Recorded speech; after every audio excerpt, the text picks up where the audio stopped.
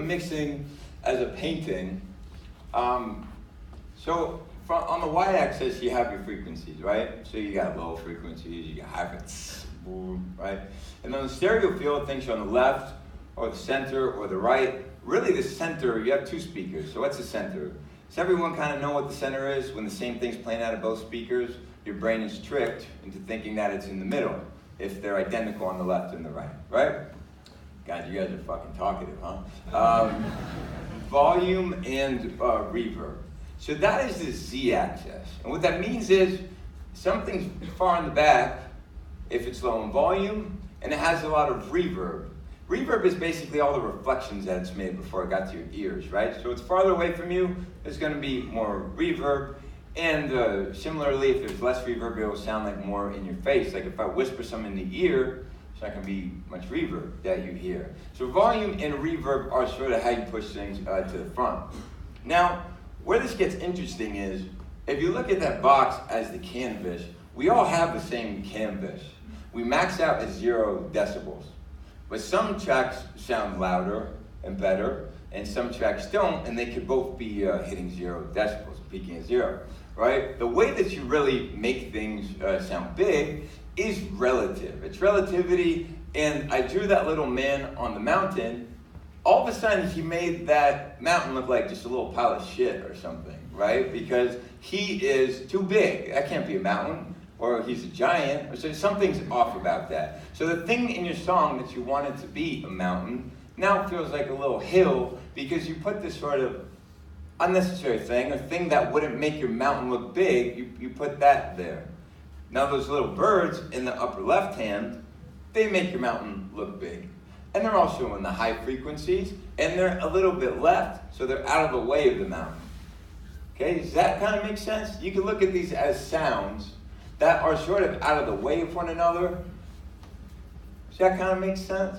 Yeah. Okay, right. So that's how we can make things sound louder and better, although we're only afforded the same canvas. We all get the same canvas, but you can make things sound better and bigger, and you can space them out. Now, for a nice painting, not everything just needs to be totally separate. Things can blend in. If everything is totally separate, it wouldn't really look like a real painting because it's like nothing's living in the same world. Like that light is not separate from me. It bounces off of me and it changes my skin tone. Things need to be interacting with one another. I don't think you need to overdo it with total, complete, categorical, separation of everything.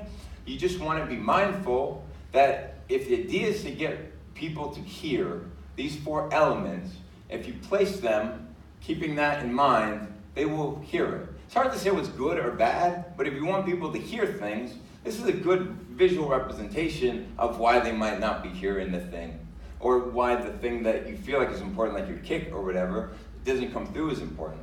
And the other thing is, over time, you might have a kick and a bass. Those things should both be in the song, no doubt. You should have your bass, you should have your kick, but that sounds like an ugly picture because it would all be along the bottom end of the frequencies, the bottom of our mountain, the kick and the bass. So you also have a painting that can change over time. And you do that with sidechain, where the kick happens, and then the kick gets out of the way, and then the bass comes in. So you can have a painting that doesn't just change through X, Y, and Z, but it changes through time, of course. Yes, quantum physics and all that stuff. No, we're just making EDM music for we can. Basic advice. The perfect sound. Fuck the perfect sound. Well, this is just me. Because I got a lot of geeky friends who can sound design well, but really can't make a song. And it's like someone with a huge vocabulary who you can't bring to parties because they have no idea how to hold a conversation. I know a lot of people who are really good at designing like the perfect sound, they're really brainy about it, but don't make a lot of songs or don't make a lot of good songs. Honestly, I go through presets. By the end of a song, my personality and my artistry is going to come out by the 1,000, 10,000 decisions I made before the song is done. And there's so many decisions, and in the end, you get me. You get a representation of me. If you get hung up on thinking that this particular sound you need to design because the whole thing's not going to be you if you don't design it, they're just little sounds. I would hope you have a bigger vision that's more than just this bass, you know, or this lead or whatever. You has got to be a little more complex than just these little sounds and whether you use the preset. And that's why I think if you need a pluck, just go grab a pluck from a preset library, whatever, who cares?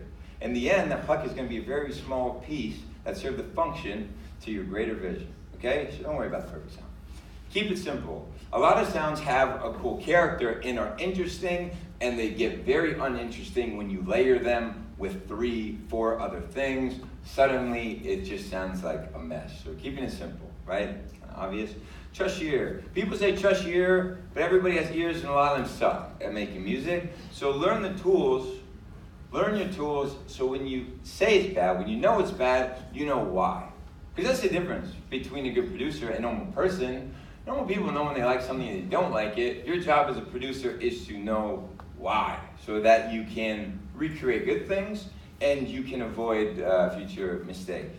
So yeah, sure, trust your ear, that's true, but you definitely need to train your ear, and you got to understand how to get the results you need. It's just as important. Go easy on your brain. This is a trick that I use a lot now, where I'll take a project that's become, you know, full of hundreds of tracks, and it's got a drop, and it's got a break, and it's got a build up, and I'll separate these into 2 or sometimes even 3 projects to make it easier on my brain. So the drop now is only 12 tracks. And what that does is, it makes you think creatively again. Like in the beginning, when you first started that project, you were thinking creatively. And then when it got to 100 tracks, you're just juggling this math equation in your head. And you probably, in a lot of cases, you just want to start something new because you're like, fuck, that just sounds like such a hassle to have to go through that thing and to finish it. So you might even avoid it completely. So to avoid letting good songs die and to keep your brain fresh and imaginative and creative, go easy on it. Understand that you and your brain are like 2 different things. You want something to happen. Your brain is this muscle that is gonna help you or not if you treat it right. So that helps to simplify things for your brain. Okay. Woo! How was that?